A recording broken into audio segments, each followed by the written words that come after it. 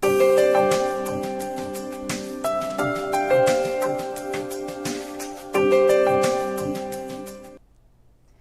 morning and welcome to Rise and 9, waking up to some snow this morning. Yeah, Tuesday, February 3rd, the day after Groundhog's Day, and yeah, I was surprised. I went out to my kitchen and I'm like, this feels too bright. Something's going on here. I noticed when I pulled out of my driveway that it just was snowy on my driveway, which obviously wasn't there yesterday, and I'm like, wait a second, this happened all while I was asleep. Right, it was kind of a surprise, and it was quite a bit of snow too. I think it was around an inch of snow. It was hard to even see the highway driving in. Yeah, the roads were completely covered in my neighborhood, and many of the roads on my way into the office. Of course, we come in so early, so I know that improved throughout the morning just looking at city cams and road cams, but yeah, something to be aware of this morning if you're still out and about. Yeah, and no schools delayed or anything, wasn't a huge deal, but yeah, when we drive in super early, it is a bit different. There's less traffic to worry about though for us. Yes, and now that we have that out of the way, it is supposed to improve at least. Back into the 20s, kind of similar to yesterday, which felt so much warmer. It did. I was outside walking and I'm like, this feels pleasant outside, which is crazy because it was like, what, 20 degrees maybe? Yeah, it makes such a big difference compared to when we felt like negative 40 just a week ago. So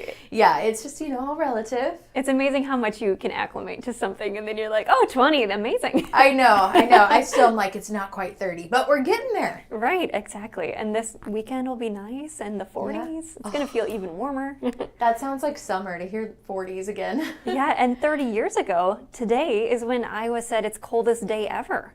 Yeah, in 1996, it was 47 degrees below zero in Elkader.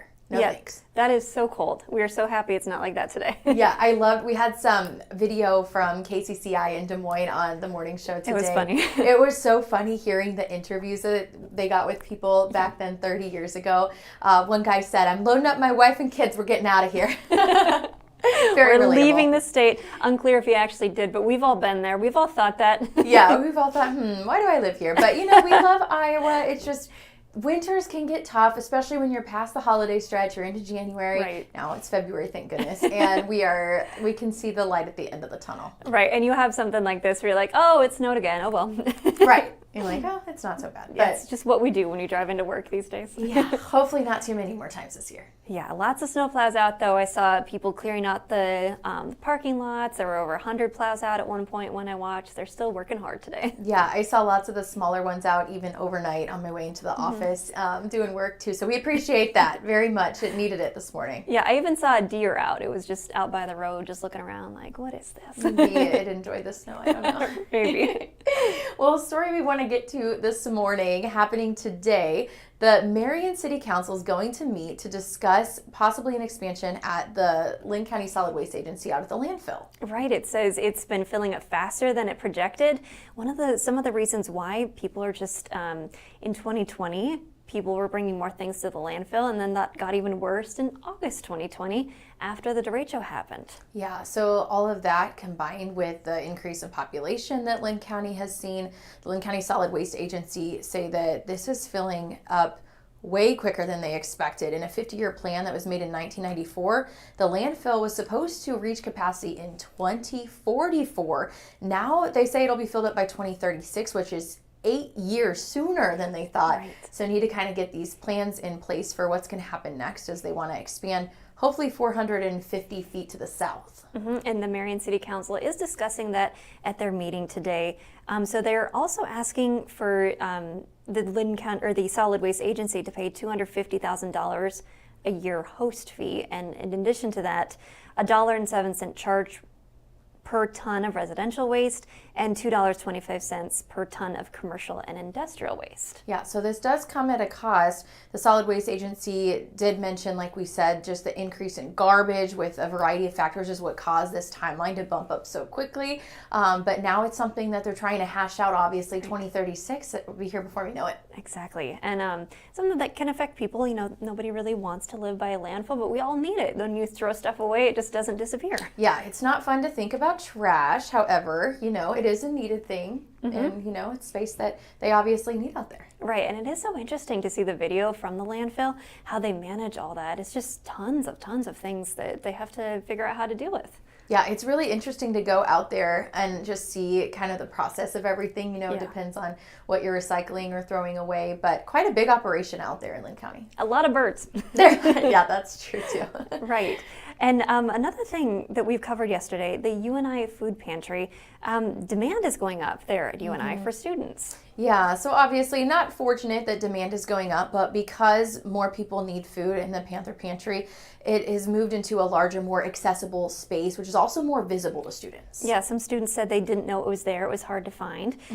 So since that opened in 2019, that demand has tripled, more than 700 students using it for help. Yeah, so obviously an important resource there at UNI. So hopefully this new space is more visible for people and they can get the help that they need. Yeah, the woman who manages it said, she get the impression students say they budget for tuition and transportation, but food is not always a priority. Right. So many things to think about as a college student. I even think back to those days. Obviously, you're spending a lot of time in class, trying to balance maybe a job or whatever else you're into, on top of maybe it's the first time you're out paying your own bills. So yeah, very, very important there. Right, exactly. We also want to tell you a really cool story. Blood donation from a 100-year-old woman. Yeah, 100-year-old Nadine Roberts gave blood for the 51st time yesterday. She said she likes to donate maybe a couple times a year, and there's no age limit on giving blood if you meet all the other health qualifications. Yeah, you said this even inspired you yesterday. Yes, I heard about this story. She said Nadine wanted to lead by example, and she inspired me. I signed up to give blood yesterday. I just went to a donor center, but I found out you can still say you're donating at that. So I wrote that down so it could count toward hers. But yeah, it was my donation number 25. So that's over 3 gallons of blood I've donated, and I'm O negative, so universal donor. That's awesome. So it goes to helping in emergencies. Yeah, it's just crazy that how many she's done, and you even already at such a young age, but for her being 100, continuing to do this, and she said she doesn't plan to stop. Right, and it only takes about 45 minutes or so, and just you get the free snacks. And I know Impact Life is doing a special promotional with Cedar Ridge Distillery. Get some free things, or even you get a $20 gift card or something like that to some places. So that's not the number one reason, but there are some extra incentives. Yeah, some things that could kind of maybe help inspire more people to give. I know they always are in need of more blood. Right, and especially around the holidays, things can, with all the snowstorms, that can impact drives across the nation, even as the need may even go up from emergencies like that. Yeah, this is a really neat story that you can check out on our website, kcrg.com. And it was just neat to hear from Nadine, too. I know. I love that they were able to interview her and just capture that whole story. And something she was able to do with the help of her church, too. Right, it seems very nice. Yes. Okay, so we know a lot of you are maybe thinking about the Super Bowl coming up on Sunday, but another fun thing that happens on Sunday is the Puppy Bowl. Yes, and Entertainment Weekly reports that 4 puppies in that big game are from right here in Iowa. Yes, and of course the Puppy Bowl always highlights adoptable dogs and kind of helps, boost that visibility so that more dogs can get adopted, and they're so cute. Oh, adorable. And they're all from A57 Heinz Pet Rescue in DeSoto. Yes, the names, we have Asiago, it's my favorite kind of bagel, Boopsy, Dandelion, and Atticus, I think is how you would maybe pronounce that second name there. But 3 of them are on Team Rough, but Atticus is Team Fluff. Competing for the very prestigious Lombardi Trophy. And this will be airing on Sunday, like we mentioned. It's 2 o'clock Eastern, so that's 1 o'clock Iowa time. I always remember watching this growing up, just something fun to see before the big game. Yeah, in the afternoon when you can, before we have to go to bed. But yeah, I feel like they also had cat cheerleaders, right? If I'm remembering correctly. I do kind of have a memory of something of that nature as well. And it's so cute, though, just to see the dogs running up and down. I know, and it's so important, obviously, to raise awareness, too, of all the dogs that do need a good home. Yes, lots of dogs need a good home. We got our dog as a rescue from Animal Welfare Friends. They always have lots of dogs in need. Yeah. And we're kind of looking for another dog to adopt. And I've been sending my husband some pictures of dogs. And now that's like all my Facebook is right now. They're like, you like dogs? These are available. Here's some. It's funny how it knows. Right. But we always have dogs coming in, whether it be on Everyday Iowa or just different segments to kind of highlight the need for adoption and all the pets that are available and that need good homes. Yeah, we'll have Jacqueline Nyans from St. Cat Rescue coming in tomorrow. She was just here yesterday on Everyday Iowa. We were joking that she needs to get a desk because she comes in so often, but it's for a good reason to get those cats donated to. And they even if you can't have a cat or a dog, they will still accept your donations. It's a lot of money to pay for those spay, neuter, medical care, or your time too. They love being around people. Well, most of them. Maybe some cats don't.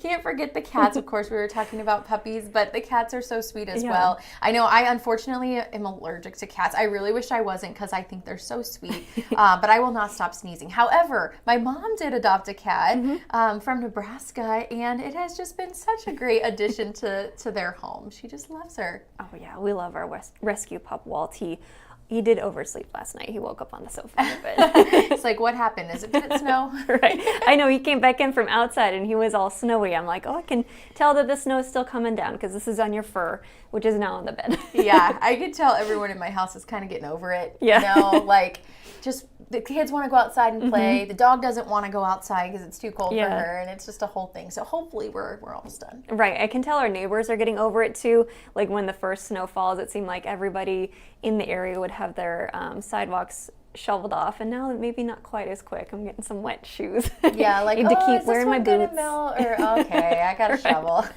I guess so. We need to get out there. I know, yeah. But it is going to warm up today. Like we said, it'll be very similar to yesterday later on, which will be so nice. Yeah, and then we can complain about the mud and something else. Yeah, that sounds good to me.